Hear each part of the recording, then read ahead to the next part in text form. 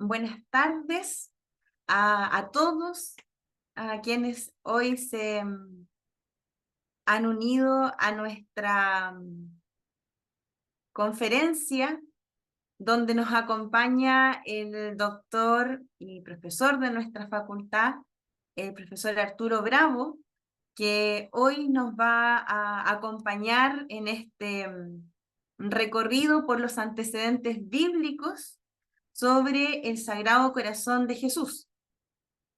Para nuestra facultad es muy importante poder compartir con ustedes estos momentos de formación en el ámbito de la espiritualidad cristiana y recorrer lugares tan importantes de la creencia, ¿verdad? Como es conocer un poquito más acerca de el corazón de Jesús y particularmente una mirada a los fundamentos y antecedentes bíblicos que nos permiten acercarnos a Jesús en este momento.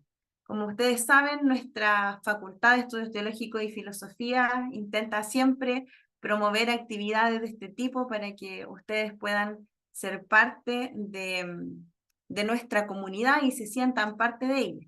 Así que sin más preámbulo, le voy a dar el pase al profesor Arturo Bravo para que pueda comenzar este momento de encuentro con el Sagrado Corazón de Jesús. Profesor Arturo. Muchas gracias, Ángela. Muy buenas tardes, un saludo cordial a todos los presentes, a todos los que han aceptado esta invitación y se han conectado, porque la han aceptado bastante más de los que se han conectado, pero sean todos muy bienvenidos. Bueno, me han pedido hacer un tema sobre el Sagrado Corazón de Jesús y dado que yo soy biblista, y dado también un pequeño artículo que salió en la revista Nuestra Iglesia a este respecto, entonces voy a dar algunos antecedentes bíblicos del tema propuesto. Como sucede seguramente con todo biblista, y yo no soy la excepción, el título es El Sagrado Corazón de Jesús. Y en cuanto biblista, podría hablar de qué significa sagrado, de qué significa corazón y corazón de Jesús, porque los biblistas vamos casi palabra por palabra. Pero yo me voy a referir, como digo, a los antecedentes bíblicos y les voy a ir mostrando un PowerPoint que preparé, así que ahora voy a compartir pantalla. El Sagrado Corazón de Jesús, antecedentes bíblicos. A ver, primero quiero hacer una pregunta. ¿Se está grabando? Sí, se está grabando y se ve la pantalla. Muy bien, gracias. Bien, el Sagrado Corazón de Jesús. ¿Qué representa esta imagen tan conocida?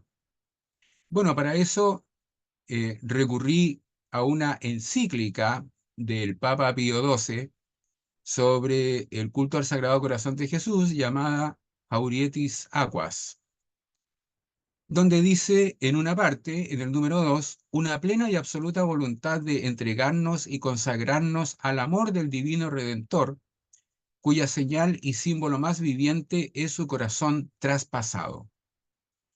E igualmente claro es, y en un sentido aún más profundo, que este culto exige ante todo que nuestro amor corresponda al amor divino. Bien, en primer lugar, entonces, lo que se está diciendo en este número 2 es que el Sagrado Corazón de Jesús tiene que ver con su corazón traspasado, a propósito de ese texto de Juan, donde dice que un soldado traspasó su costado con una lanza, y que ese corazón traspasado es el símbolo del amor del Divino Redentor. Por tanto, el Sagrado Corazón de Jesús quiere representar el amor de Jesús. En el número 6 de la misma encíclica dice, su corazón, más que ningún otro miembro de su cuerpo, es un signo o símbolo natural de su inmensa caridad o amor, caridad otra palabra para amor, hacia el género humano. El amor de Dios a nosotros, razón principal de este culto, es proclamado e inculcado tanto en el Antiguo como en el Nuevo Testamento, con imágenes con que vivamente se conmueven los corazones. Aquí hay dos elementos que me gustaría rescatar en el número 6. Primero, que también se refiere al amor de Dios. Entonces es el amor de Cristo por una parte, pero también es el amor de Dios a nosotros. Y un elemento sumamente importante que generalmente nosotros los cristianos y los católicos pasamos por alto, y es que aparece ese amor de Dios tanto en el Antiguo como en el Nuevo Testamento. Muchas veces nosotros pensamos que el Dios del amor es el revelado por Jesús en el Nuevo Testamento, y como que esto no apareciera en el Antiguo Testamento. Sin embargo, la encíclica nos dice que ha sido proclamado e inculcado tanto en el Antiguo como en el Nuevo Testamento. Por tanto, yo voy a empezar por hacer un recorrido por el Antiguo Testamento. Vamos a los antecedentes bíblicos. Y aquí he hecho yo un pequeño trabajo también de comparación para hacer un ejercicio de comparación con distintas traducciones. Usé el texto de la Biblia Dios habla hoy, de 1979, que es una Biblia ecuménica que viene del mundo protestante, de las Sociedades Bíblicas Unidas, pero de un texto que se hizo en conjunto con los católicos y que trae los libros deuterocanónicos. También aparece la traducción de la Biblia de Jerusalén y aparece también la traducción de una última Biblia que ha aparecido, una Biblia reciente que ha aparecido en América Latina y que se llama Biblia de la Iglesia en América, cuya traducción la dirigió el biblista Santiago Silva Retamales, sacerdote, no solo sacerdote, obispo, que en estos momentos es obispo de la diócesis de Valdivia. Bien, un texto, Deuteronomio 29:3. Dice, pero hasta ahora el Señor no les ha dado entendimiento ni les ha permitido comprender el significado de todo ello. Ahí la palabra corazón no aparece ni por si acaso. Pero la Biblia de Jerusalén dice, pero hasta el día de hoy no les ha dado Yahvé corazón para entender, ni ojos para ver, ni oídos para oír. Y la Biblia de la Iglesia en América dice, pero hasta el día de hoy el Señor no les había dado inteligencia para comprender, ojos para ver, ni oídos para escuchar. Curiosa la traducción, porque resulta que en una Biblia se habla de entendimiento, en la otra se habla de inteligencia, y en la Biblia de Jerusalén se habla de corazón. Sucede que, y eso es uno de los elementos que vamos a ver, sucede que la Biblia de Jerusalén es la que trae la traducción más literal, porque en hebreo aparece la palabra corazón, que en hebreo es lev o levab. Pero nótese que en la Biblia de Jerusalén está el término corazón y Dios habla hoy, lo reemplazó por entendimiento y la Biblia de la Iglesia en América lo reemplazó por inteligencia. Vamos a otro pasaje. Eclesiástico 17:6.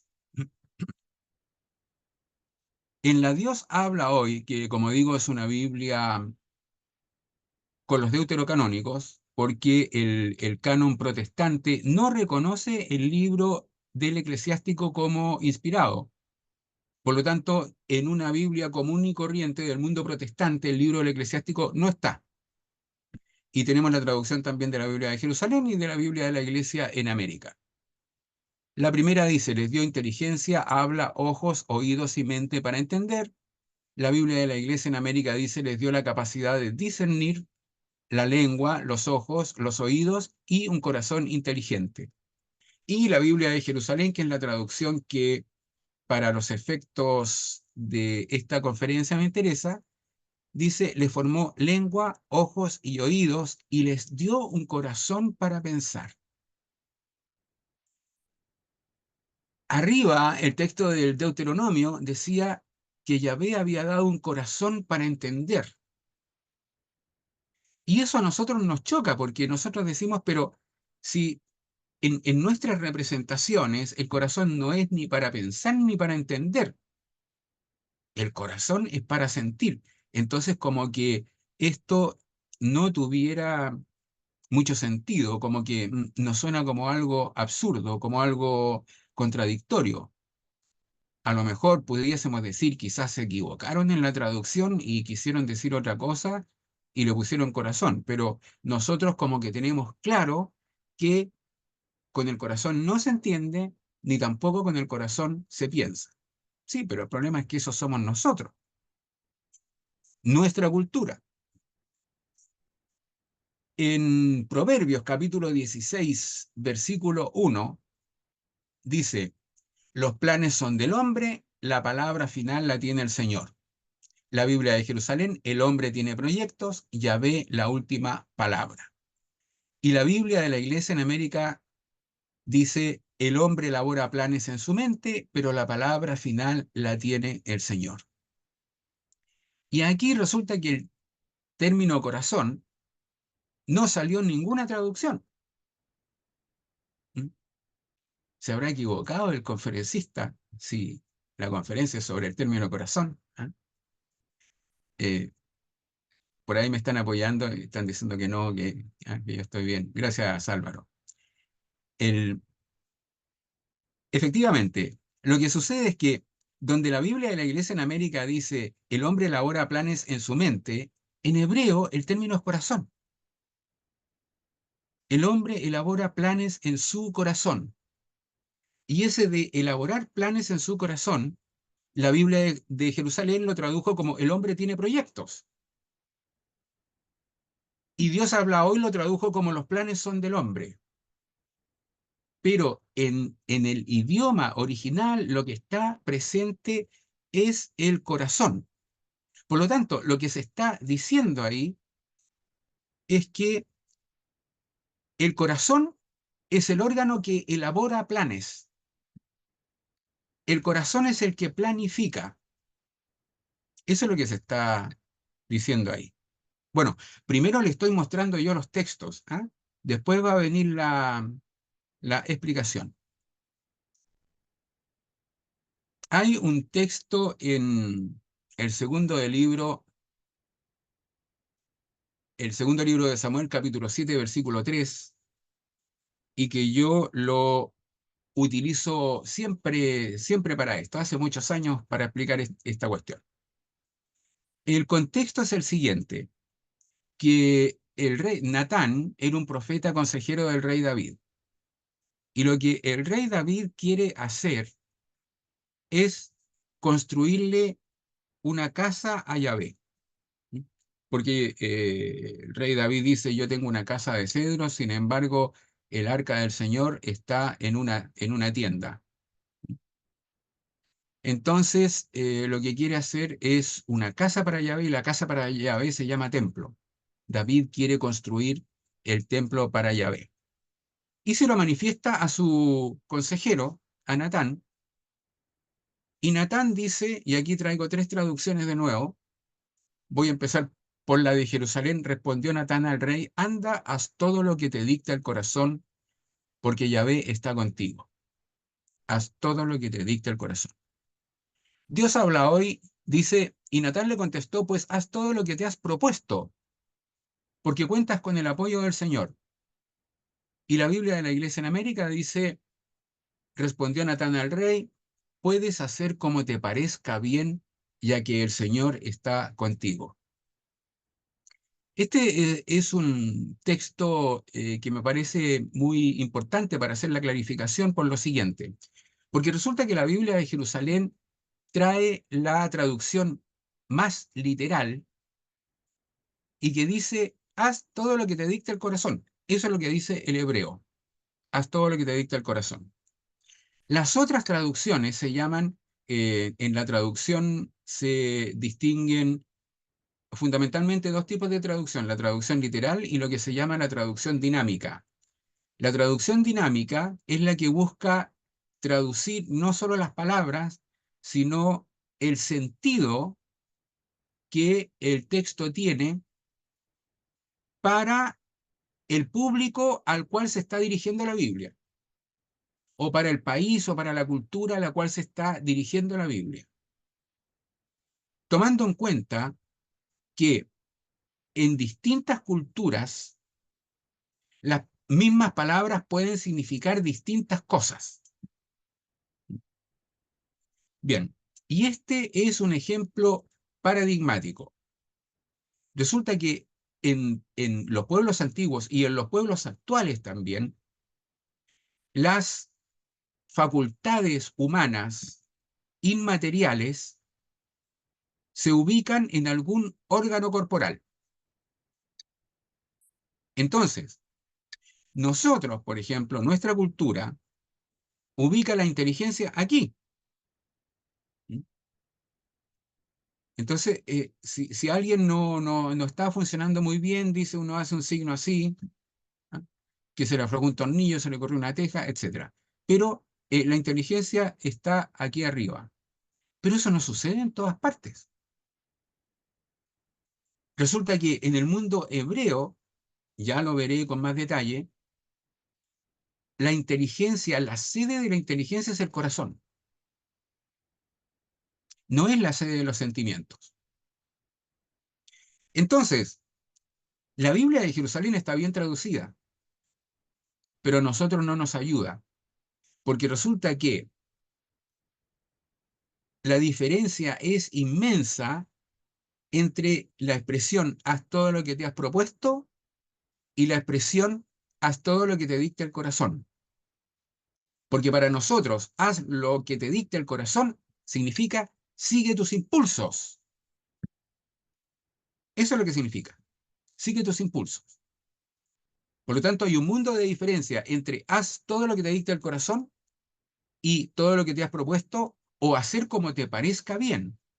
Fíjese que el hacer como te parezca bien significa que hubo un proceso de revisión, hubo una ponderación que uno hizo y después de un análisis, después de haber ponderado algo, uno emite un determinado juicio.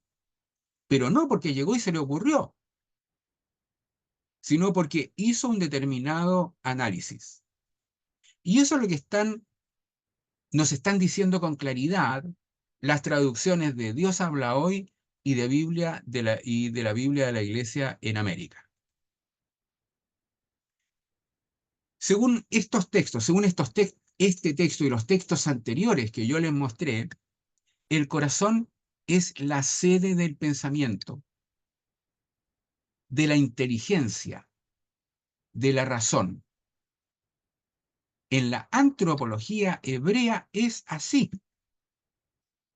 Es el lugar donde se planifica, se proyecta, se pondera, se toman decisiones. O sea, digámoslo así, lo que para nosotros es la mente, para ellos es el corazón. O lo que para nosotros es la cabeza, para ellos es el corazón. Por eso, desde esa perspectiva, para quienes no conocen esto, qué significa corazón en la cultura o en la antropología hebrea, no conviene tener una Biblia con traducción literal, a no ser que uno vaya haciendo el ejercicio de leer las notas que aparecen a pie de página, porque ahí le van a explicar lo que en el mundo hebreo significa el término corazón, que es bien distinto eh, al significado que tiene entre, entre nosotros. Famoso, fíjese, es el texto de la elección de David como rey en el primer libro de Samuel, capítulo 16. Aquí yo voy a ir leyendo unas partes nomás, porque son muchísimos los textos. Entonces, el profeta Samuel es enviado por Dios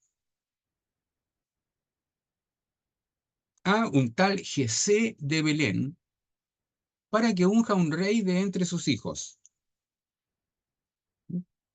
Le dice en el versículo, yo ahí tengo el versículo 7, voy a leer un poquito antes. En el versículo 1 le dice, llena tu cuerno de aceite, prepárate, voy a enviarte a Jesé de Belén porque he visto entre sus hijos un rey para mí. Lo envía cuerno de aceite para ungir al rey.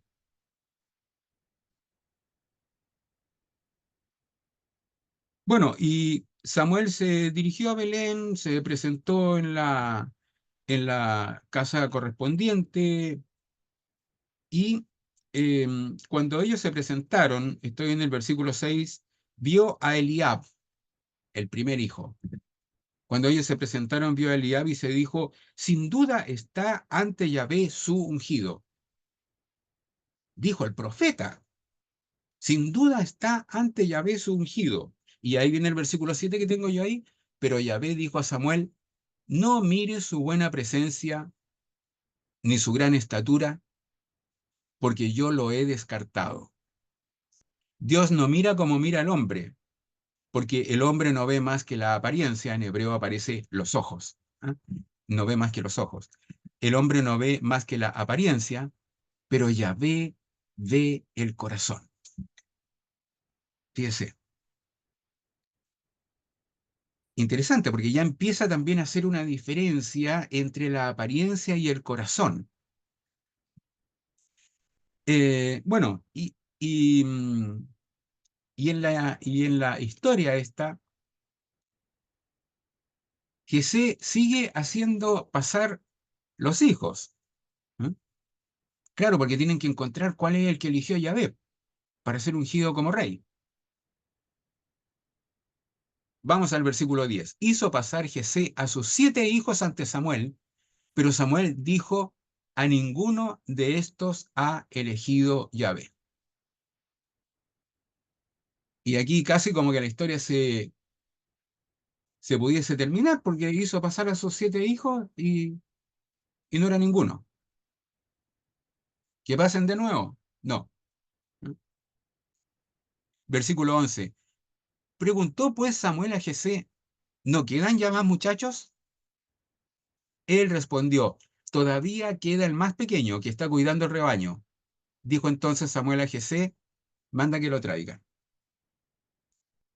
Versículo 12, mandó pues que lo trajeran, dijo Yahvé, levántate y úngelo, porque este es. Mire, dos elementos muy relevantes aquí. Primero, oiga, el último hijo ni su papá lo había considerado. O sea, ni el papá le puso la ficha, ¿m? Ni el papá lo consideró. Pasaron los 7. Segundo, el número 7 es número de perfección en el mundo hebreo. Entonces, a lo mejor podría haber sido el séptimo hijo. No, tampoco, no era el séptimo hijo. Pasaron los 7 hijos y no era ninguno. Y el papá, ni el papá lo consideró. ¿Por qué? Porque era el más pequeño. O sea, no tenía gran estatura, no. Era el más pequeño. Por lo tanto, ni el papá lo tomó en cuenta. Y ahí se toma en cuenta a Dios. Es que ahí hay otra cosa súper importante, que tiene que ver con esto que está presente ya desde el Antiguo Testamento, de lo que podríamos llamar la paradójica divina. ¿A quiénes son aquellos a los que Dios elige? Y resulta que desde el pueblo que se eligió, que en realidad más que elegirlo lo formó, ya como que digamos de acuerdo a la lógica humana partió mal, porque eran unos grupos, unas bandas de nómades que andaban por ahí.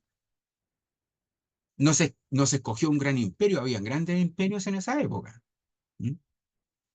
Sino que de un grupo de gente nómade que andaba por ahí se hizo un pueblo. Y aquí escoge al que desde la perspectiva de las categorías de valor de ese tiempo no tenía ningún valor porque era el más pequeño, quizá casi un niño, y los niños no ni cortaban ni pinchaban en la cultura antigua. Oiga, y no tan antigua, porque yo tan antiguo no soy como en esas culturas, ¿ah? Y cuando chico, acuérdense que no podíamos hablar en la mesa. Yo pertenezco a esa generación perdida en que cuando chicos no nos dejaban hablar en la mesa y ahora cuando grandes tampoco, porque los hijos se lo hablan todo, ¿ah? Somos con la generación del silencio. Bueno, comentario aparte. Em, entonces no es algo que sea algo tan distante y tan lejano, ¿ah? Entonces fíjese, ahí se va mostrando también este camino de Dios que va en contra de la lógica humana y que ya se ve aquí cuando dice, el hombre no ve más que la apariencia, pero ve el corazón. Y con eso quiere decir lo interno, con eso quiere decir las disposiciones internas, las actitudes internas. Otro texto, Salmo 28:3. No me arrastres junto con los malvados, no me hagas correr la suerte de los malhechores, que por fuera se muestran amistosos, pero por dentro son todo maldad. La Biblia de Jerusalén, no me arrastres con los malvados, tampoco con los malhechores, que hablan de paz a su vecino, y el mal se oculta en su lev, el mal se oculta en su corazón. Aquí puse yo el término lev para reemplazar corazón. No me arrojes junto con los malvados, ni con los malhechores, que hablan de paz con el prójimo, pero llevan la maldad en su lev. Fíjese. Em, Aquí el Dios habla hoy, el lev lo reemplazó por dentro.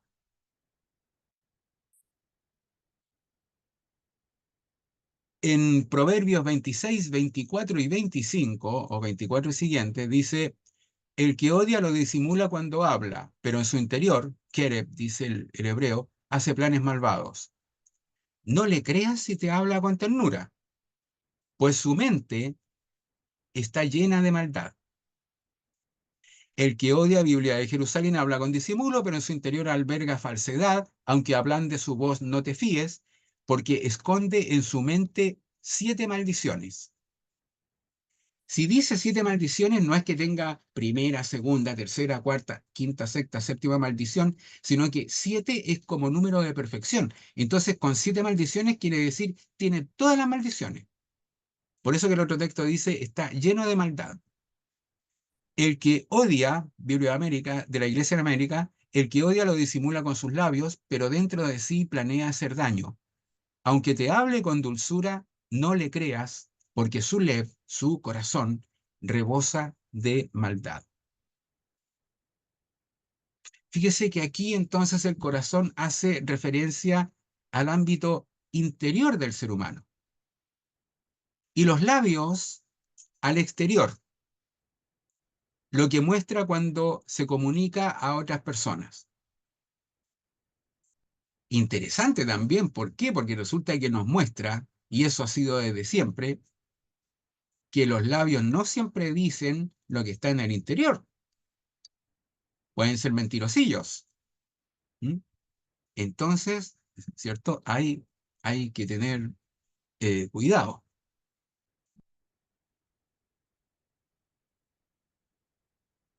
Los textos siguientes muestran además la fluidez, porque hemos hablado entonces de interno y externo. Y estos textos van a mostrar la fluidez entre las esferas interna y externa. Por eso Proverbios 15:13 dice, corazón alegre, cara feliz, corazón enfermo, semblante triste. Corazón contento mejora el semblante, corazón triste deprime el ánimo, el corazón alegre embellece el rostro, el corazón afligido deprime el espíritu. Proverbios 15:30. Los ojos radiantes alegran el lev, alegran el corazón. Las buenas noticias dan nuevas fuerzas. Mirada radiante alegra el lev. Buena noticia fortalece los huesos. Una mirada radiante alegra el lev. Una buena noticia alienta la vida. ¿Por qué puse estos textos? Porque la relación está a la inversa. El primer texto habla de cómo lo de adentro se refleja en lo de afuera y Proverbios 15:30, cómo lo externo influye en lo interno. Lo interno, aquí lo corregí, pero no sé qué me pasó. Lo externo repercute en lo interno y viceversa. Lo externo repercute en lo interno o lo interno repercute en lo externo y viceversa. ¿Cierto? Y bueno, esta es completa la oración, ¿cierto? Cuadrita llena. ¿Ah? Eso es propio de la experiencia antropológica. Estas relaciones que se dan con fluidez entre lo interno y lo externo. Aunque no siempre, súper importante, aunque no siempre. Porque esta distinción entre lo interno y lo externo posibilita al ser humano blindar su interior, proteger su interior ante circunstancias externas desfavorables. Por eso que Proverbios 15:15 dice, todos los días del afligido son malos, pero el de corazón contento tiene un banquete continuo. Otra traducción, la de la Biblia de Jerusalén. Para el desdichado, todos los días son malos. El corazón feliz, o también podríamos decir, el de corazón feliz está siempre de fiesta. Fíjese qué importante, ¿por qué? Porque aquí el corazón representa también ese espacio interno en el que podemos desplegar o mantener nuestro yo independientemente de las situaciones externas. No necesariamente las situaciones externas nos tienen que influir, no necesariamente, porque se trata aquí de una disposición anímica más permanente, en el sentido también de una actitud vital o existencial. También esas actitudes vitales o existenciales se encuentran en el mundo hebreo anidadas en el corazón, como actitud, no como sentimiento. Ejemplos y una reflexión. De lo anterior se desprende que hay que distinguir entre cómo me va y cómo estoy. Fíjese, una simple cuestión de lenguaje, ¿eh? Cómo me va y cómo estoy. Porque aquí las combinaciones posibles son 4. Primera, que me vaya bien y esté bien. Segunda, que me vaya bien pero que esté mal. Tercera, al revés, que me vaya mal y que esté bien. Cuarta, que me vaya mal y esté, perdón, que me vaya mal y esté mal, la tercera, y que me vaya mal y esté bien. Esas son las 4 posibilidades de combinación. Lo que muestra, fíjese, algo tremendamente importante y que tiene que ver, en cierto modo, también con el tema de la libertad, que no estamos completamente determinados por lo externo. Lo que en última instancia nos determina no son los condicionamientos externos, que no dejan de ser importantes, sino nuestra disposición interior, para la cual son fundamentales la fe, la esperanza y el amor. Fe en que a pesar de que todo pareciese estar en nuestra contra, en que todo se ve cuesta arriba, Dios nos ama y por tanto no nos dejará abandonados. Y esperanza en el cumplimiento de sus promesas de bienestar para nosotros en algún momento. y la fe y la esperanza se retroalimentan recíprocamente. El amor está presente en esta fe en que Dios nos ama y por lo tanto quiere nuestro bien. En Proverbios 17:22 dice: el corazón alegre es buena medicina, pero el espíritu quebrantado seca los huesos. Corazón y espíritu representan aquí, en variación poética, el estado interior del ser humano, que influye en todo su cuerpo y que también irradia a su entorno. En este ejemplo, el corazón es la sede de disposiciones de ánimo. Algunos textos más. Proverbios 16:23: el corazón del sabio pone prudencia en su boca y aumenta la persuasión de sus labios. Eh, que no es lo mismo que sucede en Proverbios 15:28, donde dice: el corazón del justo medita la respuesta, la boca de los malvados profiere maldades. Mientras que la boca del sabio está bajo el control de su corazón, la boca del necio no tiene control. Aquí el corazón se concibe entonces como una autoridad de control y de guía moral dentro del ser humano. Se concibe como una instancia central desde donde toda la persona ha de ser dirigida y controlada. El libro de los Proverbios presenta el ideal del ser humano gobernado internamente, capaz de tener bajo control sus emociones y acciones por medio de la razón y la moral. En síntesis, ¿qué es corazón en el Antiguo Testamento? Partiendo por lo que no es. No es, como en el mundo griego, la sede de los sentimientos. Eso que para nosotros es la sede de los sentimientos viene de la antropología griega. No es la sede de los sentimientos, que la antropología hebrea los ubica en el hígado, riñones y entrañas en general. Ahí es donde está más bien centrada la sede de los sentimientos y de las emociones. Sino la sede del pensamiento, del raciocinio, de la memoria, de la voluntad. También indica, como hemos visto, la interioridad, disposiciones anímicas, hasta abarcar la conciencia moral. Y aquí coloco algunas traducciones que hice, ¿eh? Pero traducciones en español de lo que dice la antropología hebrea y qué significa, qué es lo que quiere decir en nuestro lenguaje. El duro de corazón es el duro de cabeza, es el terco. Endurecer o engordar el corazón, por ahí aparece que el profeta Isaías es mandado a engordar el corazón de su pueblo, eso significa, es enviado a confundir, a hacer que no entiendan. Claro, porque el corazón es esto, el corazón es esto. Sin corazón es un necio, un falto de entendimiento, em, duro de corazón, o en Marcos, por ejemplo, Jesús le dice a los discípulos: ¿y por qué no entienden? ¿Acaso se les ha embotado el corazón? Ancho de corazón significa saber mucho, tener mucho conocimiento. Y guardar en el corazón significa, fíjese, aprender de memoria.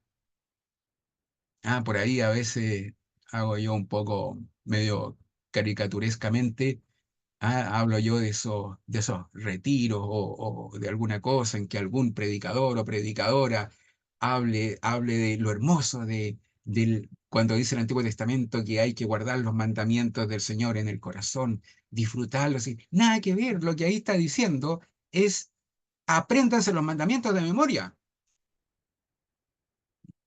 Moraleja, dejen de dar jugo, por favor. Apréndanse los mandamientos de memoria. ¿Para qué hay que aprenderse los mandamientos de memoria? Para ponerlos en práctica. ¿Mm? Discúlpenme el tono a lo mejor un poco brusco de lo que estoy diciendo, ¿ah? Pero es que además hoy día es el día de Juan Bautista. Entonces le quiero hacer honor también, porque Juan Bautista decía las cosas. ¿Ah? Y fíjese que en otros idiomas, en inglés, por ejemplo, by heart, o en francés, par cœur, tiene dos significados. Puede significar de corazón o puede significar de memoria. Se mantiene ese significado de memoria en esos idiomas. La perversión del corazón. Ya, hablamos del corazón como mente, capacidad de discernimiento, etcétera, etcétera. Después también hablamos como de la interioridad y que podía haber una fisura entre lo interno y lo externo. Se metió por ahí el engaño, la mentira, y aquí llegamos derechamente a la perversión del corazón. Lo más conocido es la constatación hecha por Dios antes y después del diluvio de que el corazón humano produce solo pensamientos, fíjese, produce solo pensamientos y planes perversos. Génesis 6:5. Y el Señor vio que era mucha la maldad de los hombres en la tierra y que todos los pensamientos de su corazón eran solo hacer siempre el mal. Génesis 8:21. Al aspirar Yahvé el calmante aroma, dijo para sí, nunca más volveré a maldecir el suelo por causa del hombre, porque las trazas o la inclinación del corazón humano son malas desde su niñez. Entonces aquí el corazón aparece como un órgano en el cual se planean puras maldades, se planifican puras maldades. Expresiones semejantes se encuentran en Jeremías 17:9. Nada hay tan engañoso como el corazón. No tiene remedio. ¿Quién puede conocerlo? Hay que tener cuidado. Jeremías 17:10. Yo, Yahvé, escruto el corazón. Él sí conoce el interior.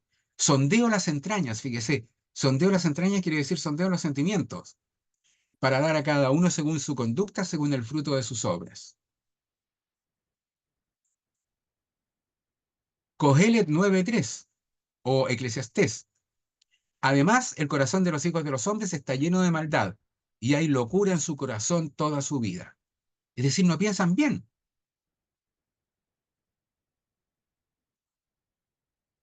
Es por esto que se llega a la conclusión, se va a llegar a la conclusión en el Antiguo Testamento, que el ser humano no debe seguir su corazón, sino los mandamientos de Dios. Corazón, como lo estamos explicando aquí, sino los mandamientos de Dios. Números 15, 37 al 40, dice, habló Yahvé a Moisés, di a los israelitas que ellos y sus descendientes se hagan flecos en los bordes de sus vestidos y que pongan un hilo de púrpura violeta sobre los bordes. Cuando vean el fleco, les traerán a la memoria todos los mandamientos de Yahvé, para que los pongan en práctica, para eso, para que los pongan en práctica y no se dejen llevar por los caprichos de su corazón ni de sus ojos son las apariencias, a causa de los cuales se prostituyen, porque así, acordándose de todos mis mandamientos y poniéndolos en práctica, estarán consagrados a su Dios. Esos flecos se llaman tzitzit y son esos nudos que están en el manto de oración que se llama talit. Y yo, como buen especialista en el Antiguo Testamento, también tengo uno, un talit.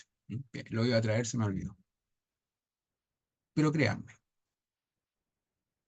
vamos al corazón de Dios, el corazón de Dios. Uno de los textos más preciosos de toda la Biblia sobre el corazón de Dios y su misericordia se encuentra en el Antiguo Testamento, en el profeta Oseas, donde dice, ¿cómo voy a entregarte, Efraín? ¿Cómo voy a soltarte, Israel? ¿Voy a entregarte como Admá y tratarte como a Seboín? Un vuelco ha dado en mí mi corazón, se inflama mi compasión, no daré curso al furor de mi cólera, no volveré a destruir a Efraín porque soy Dios, no hombre, el santo en medio de ti, y no vendré con ira.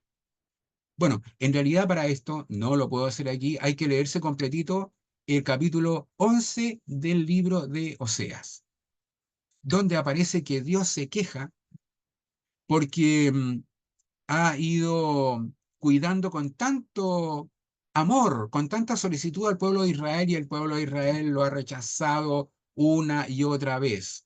Dice que le enseñó a caminar, que lo tomó en sus brazos como un padre toma a su pequeño hijo, que lo tiraba con cuerdas de amor, con lazos de ternura.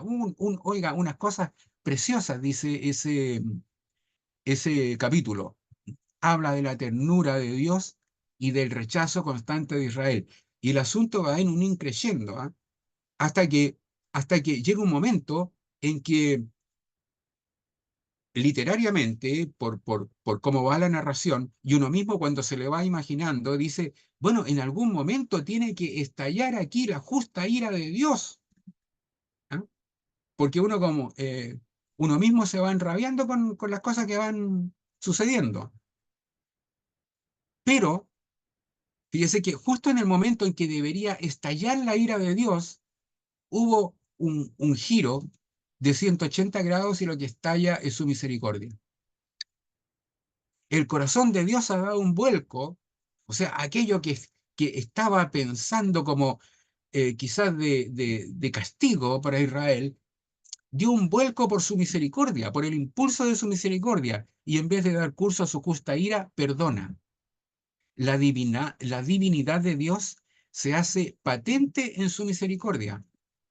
Por eso que dice, porque soy Dios y no hombre, no voy a darle curso al furor de mi cólera. La misericordia, dice, es el principal atributo de Dios, lo dice un famoso teólogo, hoy en día cardenal, el cardenal Walter Casper. Por lo tanto, lo que encontramos aquí es el corazón misericordioso de Dios. Ya nos estamos acercando al corazón misericordioso de Jesús. El corazón misericordioso de Dios. Dios, rico en misericordia, no abandona al ser humano que le rechaza, sino que va una vez más en su búsqueda ofreciéndole una nueva alianza. Fíjese, como ve que el corazón no funciona, va a ofrecerle una nueva alianza. Dios aparece siempre, el pueblo aparece rechazando a Dios y Dios aparece siempre a la siga del pueblo, dándonos nuevas oportunidades. Jeremías 31:33. Esta será la alianza que yo pacte con la casa de Israel. Pondré mi ley en su interior y sobre sus corazones la escribiré. Los corazones es el interior, es la mente también. Y yo seré su Dios y ellos serán mi pueblo. Y de una forma más radical todavía, en Ezequiel 36:26 al 27, les daré un corazón nuevo. Fíjese, no solo la escribirá sobre los corazones, sino que les daré un corazón nuevo, infundiré en ustedes un espíritu nuevo.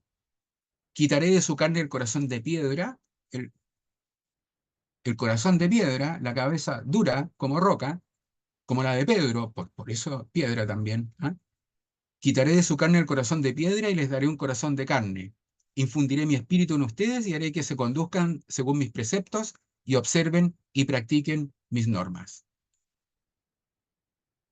La esperanza de un corazón nuevo y un espíritu nuevo, en otras palabras, una mente nueva y una nueva forma de pensar, en el libro de Ezequiel es probablemente la expresión más radical de las expectativas de un cambio fundamental del hombre en la historia que contiene el Antiguo Testamento.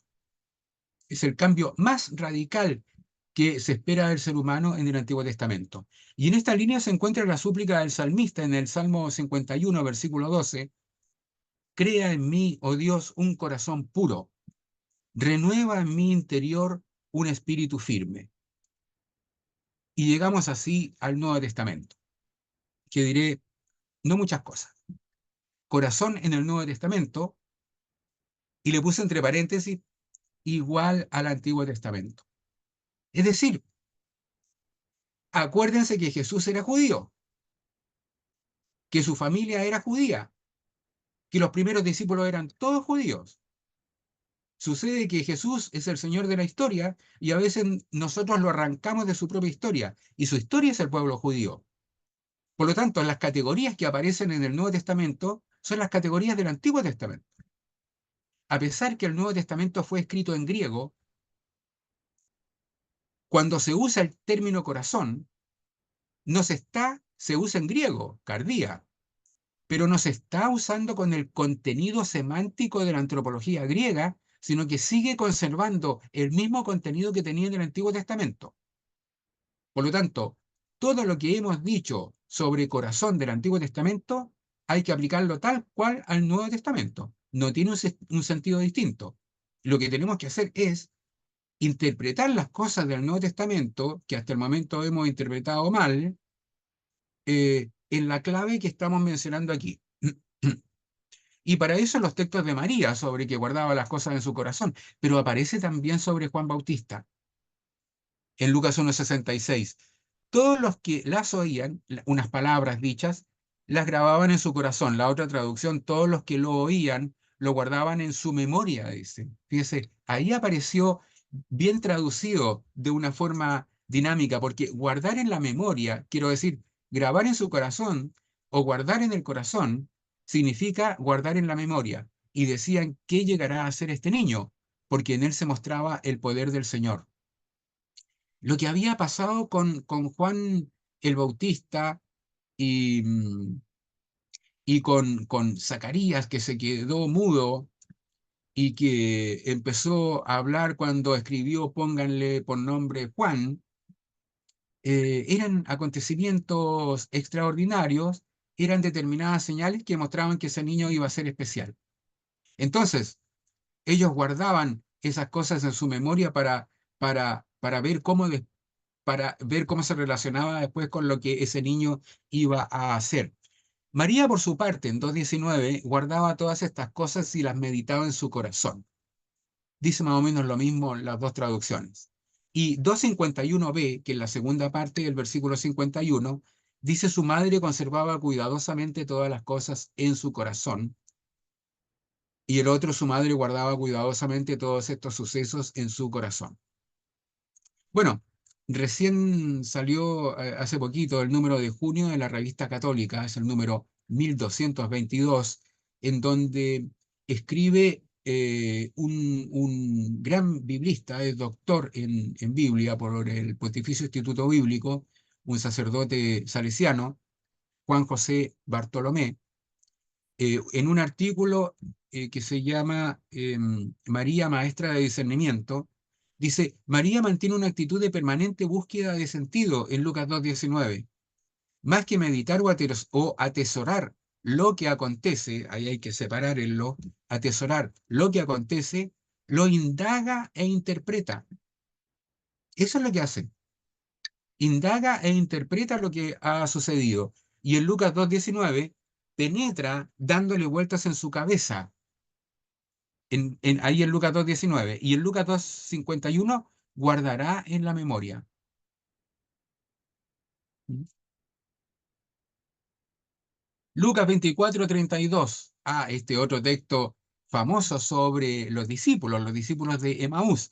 Entonces se dijeron uno a otro, ¿acaso no ardía nuestro corazón cuando nos hablaba por el camino y nos explicaba las escrituras? ¿Qué significa arder el corazón? En la antropología, y esto lo he sacado de un famoso también biblista argentino, fallecido ya hace un par de años, el año pasado creo que falleció, famoso, gran biblista argentino, el padre Luis Heriberto Rivas. En la antropología semítica, el corazón es lo más interior del ser humano y la sede de los pensamientos es el lugar en el que se realiza el encuentro con Dios. En algunos casos equivale al yo. Los discípulos quieren expresar que al estar con Jesús en el camino y oír la explicación que les daba, acuérdense que les iba explicando en esa escritura, la mente, la inteligencia de ellos, o tal vez su mismo ser, se encontraba como dentro de un incendio, experimentaban la cercanía de Dios como un fuego. Así hay que entender eso. ¿Ah? Em, hay una expresión inglesa que se usa mucho hoy en día en relación a algo que a uno lo... Pero es más que lo sorprende. ¿Eh? Entonces uno dice, that blew my mind. To blow the mind la usamos también en español cuando, sobre todo entre el mundo juvenil, dice algo así como, me explotó la cabeza. ¿Ah? Me explotó la cabeza. ¿Ah? Em, Claro, es algo tan sorprendente, tan maravilloso, que a uno le cambió toda la estructura, le dio vuelta al esquema. Entonces, si Jesús les iba explicando las escrituras, seguramente los discípulos iban descubriendo otros sentidos que jamás se habrían imaginado. ¿Mm? Entonces, en ese sentido hay que entender esto. Mateo 11:29 dice, aprendan de mí que soy manso y humilde de corazón. ¿Qué querrá decir con eso? Manso y humilde de corazón eran en el Antiguo Testamento los términos característicos con los que se definía al pobre de Yahvé, que era el piadoso religioso. Todo aquel que renunciando a su propia sabiduría, a su propio conocimiento, forma de ver las cosas, adopta los criterios de Dios, la forma de ver de Dios, que mira el corazón y no las apariencias, como vimos en el texto de 1 Samuel 16.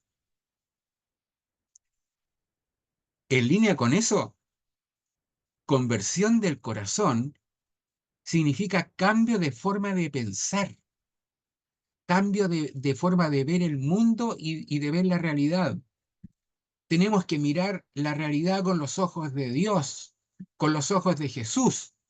Convertirse a Dios o a Jesús significa ver con los ojos de Dios o de Jesús, adoptar sus criterios para ver la realidad y transformarla, porque de eso se trata, de acuerdo a la voluntad de Dios y a la voluntad de Jesús. Bueno, y los corazones nuevos. Sí, porque habíamos visto los textos de Jeremías y Ezequiel, donde Dios prometía que iba a escribir en los corazones y en Ezequiel que nos iba a dar un nuevo corazón y, y hace 2000 años que somos católicos y parece que nuestro corazón anda en las mismas nomás. Entonces uno diría, bueno, ¿y qué pasó? ¿Y qué pasó con esta profecía? ¿Ah? No se pierdan la próxima conferencia. No, no, no, no, no. Esa fue una maldad, no. Le voy a decir ahora. ¿Y qué pasó entonces con eso? Fíjese que esta profecía se ha hecho realidad en un corazón, el Sagrado Corazón de Jesús. Él es quien cumple a cabalidad la voluntad del Dios amor que se ha comprometido con su creación. Amar no se produce sentimentalismo y emocionalidad por si acaso. Amar es hacer el bien. Amar es algo concreto. No son mariposas en la guata o pajaritos por no sé dónde. ¿Ah? Es hacer algo concreto, es dar, pero sobre todo es darse, entregarse, entrega, oblación de sí. Y dar es dar. No cuento el vuelto, siempre es de más. Fito Páez. No cuento el vuelto, siempre es de más. No se mide, dar es dar, entregarse. Y la máxima expresión del amor de Dios que se da es la entrega de Jesús hasta el extremo de la cruz. El que había amado a los suyos que estaban en el mundo, los amó hasta el extremo, dice Juan 13:1. La espiritualidad del Sagrado Corazón de Jesús. Esta espiritualidad, que, que la espiritualidad no es solo una cosa inmaterial, no es espiritualismo, es un estilo de vida. La espiritualidad del Sagrado Corazón aprende de aquel que vivió completamente para los demás, de aquel que se hizo esclavo y servidor hasta la muerte y muerte de cruz, como dice Filipenses 2:6-11. De aquel que clavado en una cruz abrió su corazón, rasgando las entrañas de misericordia de Dios. De aquel que lavando los pies de sus discípulos nos dice y nos enseña y nos dice que reinar es servir y que dar la vida no es perderla, sino ganarla para siempre. El corazón traspasado de Jesús es la expresión más radical del amor y compromiso de Dios con nosotros, que nos impulsa a replicarlos con los demás, a replicar este amor y este compromiso de Dios. Por último, Monseñor Sergio Pérez de Ars. ¿Qué tiene que ver Monseñor Sergio Pérez de Arce? Mucho, por lo siguiente, porque él, cuando lo nombraron arzobispo de Concepción, terminó su saludo con las siguientes palabras: desde ya pongo en mis oraciones especialmente a los hermanos más frágiles. Espero que las comunidades de iglesia podamos ser siempre signo y testimonio de la compasión del Señor, de la compasión del Señor, una compasión activa, de la compasión del Señor. Oiga, y digamos que no es ninguna novedad. ¿Por qué? Porque resulta que no podía ser de otra manera. Porque Sergio Pérez de Arce pertenece a la Congregación de los Sagrados Corazones de Jesús y de María, que define su misión como contemplar, vivir y anunciar al mundo el amor de Dios encarnado en Jesús, dice las Constituciones. Por lo que sus integrantes buscan hacer propias las actitudes, opciones y tareas que llevaron a Jesús al extremo de tener su corazón traspasado en la cruz. Entonces, el corazón traspasado de Jesús en la cruz es la consecuencia de todo un camino que Jesús hizo en su vida histórica. Es la consecuencia de cómo vivió, entregándose a los demás. Y eso es lo que nos corresponde hacer también a nosotros, porque ese amor que hemos recibido de parte de Dios y de Jesús, esa entrega total que hemos recibido de parte de Dios y de Jesús, debemos responder a ese amor replicando ese amor con los demás. Bien, con esto terminamos entonces la conferencia de hoy y los dejo cordialmente invitados a que estén atentos a nuestras redes sociales para la próxima conferencia de este ciclo de conferencias espirituales. Que estén muy bien, muy buenas noches.